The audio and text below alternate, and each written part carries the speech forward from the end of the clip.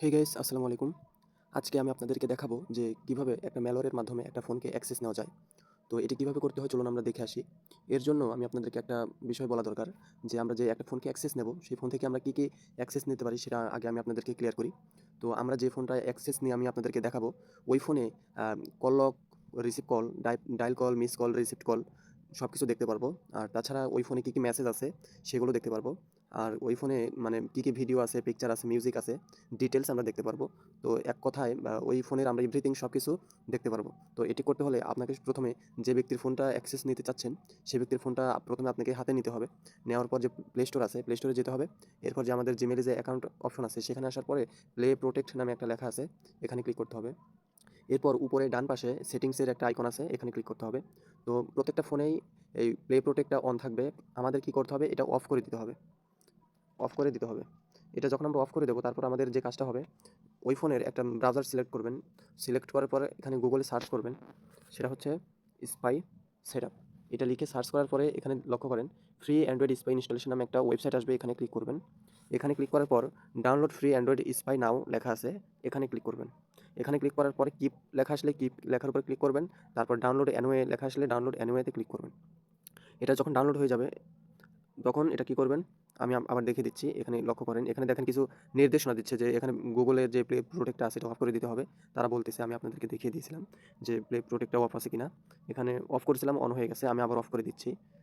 আমি আবার অফ করে দিলাম। দেওয়ার পরে আমাদের যে ফাইল ম্যানেজার আছে বা আমরা যে ডাউনলোড দিয়েছিলাম, সেটা আমাদের যে ফাইল ম্যানেজার আছে এখানে পাওয়া যাবে। ডাউনলোডের যে অপশন আছে, এখান থেকে যদি আমরা এই ডাউনলোড যেটা দিয়েছিলাম, এটা হচ্ছে আপডেট ম্যানেজার নামে একটা ফাইল ডাউনলোড হবে, এটা আমাদের ইনস্টল করতে হবে। তো এটা ইনস্টল করার পরে আমরা যদি আমাদের ফোনের একদম নিচে আসি, আপডেট ম্যানেজার লেখাটা আসছে, একটা মিনিট। আপডেট ম্যানেজার এখানে দেখেন ফ্রি অ্যান্ড্রয়েড স্পাই নামে একটা লেখা আসছে। এই লেখাটা আমাদের ওপেন করতে হবে। ওপেন করার পর এরকম লেখা আসবে, আমাদের কন্টিনিউয়ে ক্লিক করতে হবে। এরপর ওকেতে ক্লিক করতে হবে। এরপর উপরে যে টিক মার্ক আছে, এই টিক মার্কের এখানে ক্লিক করতে হবে। এবার যে কাজটা হচ্ছে ইমপ্রুভ, যে লেখাটা আছে এটা টিক মার্ক দিতে হবে। তারপর অ্যাক্টিভ দিস ডিভাইস এখানে ক্লিক করতে হবে। তারপর কিলগার যেটা আছে, এটা আপনারা ইচ্ছে করলে ইনেবল করলেও পারেন, ইনেবল না করলেও পারেন। আপনার ইচ্ছা, এটা যদি অন করতে চান এটা অন করবেন। টাইপিং থেকে এটা ডান করে দেবেন, ব্যাক করবেন।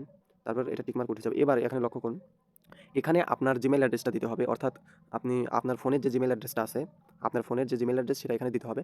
আমি এখানে আমার জিমেইল অ্যাড্রেসটা দিয়ে দিচ্ছি। এখানে জিমেইল অ্যাড্রেসটা দিয়ে দিলাম, এখানে জিমেইল অ্যাড্রেসটা দিয়ে দিলাম। দিয়ে দেওয়ার পর কমপ্লিট ইনস্টলেশন যে লেখাটা আছে, এখানে ক্লিক করতে হবে। এখানে ক্লিক করার পরে একটু সময় অপেক্ষা করতে হবে।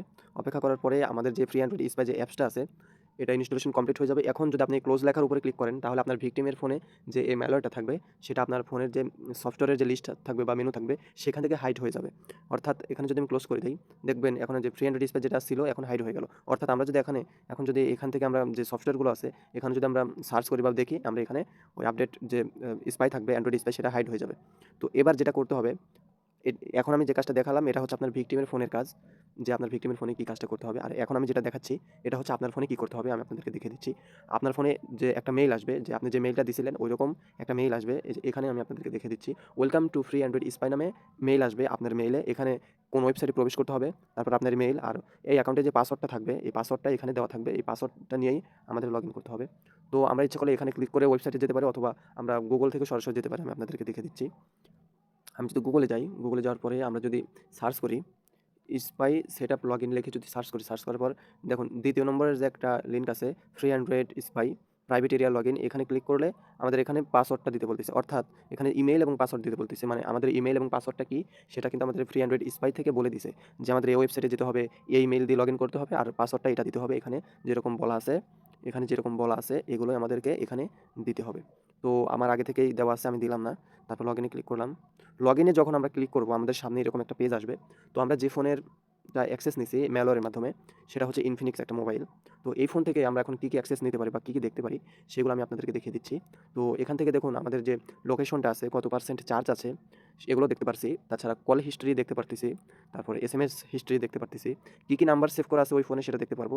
তারপর জিপিএস লোকেশন যেটা আছে সেটা দেখতে পারবো। ওই ফোনে কী পিকচার আছে, ভিডিওস আছে, কী অ্যাপ ইনস্টল আছে, এগুলো আমরা দেখতে পারবো। আর এখানে ফোন সম্পর্কে আরও কিছু লেখা আছে। তো আমরা এগুলো কি করব, উপরে দেখবেন মেনু অপশন লেখা আছে, উপরে বাম পাশে মেনু অপশন লেখা আছে।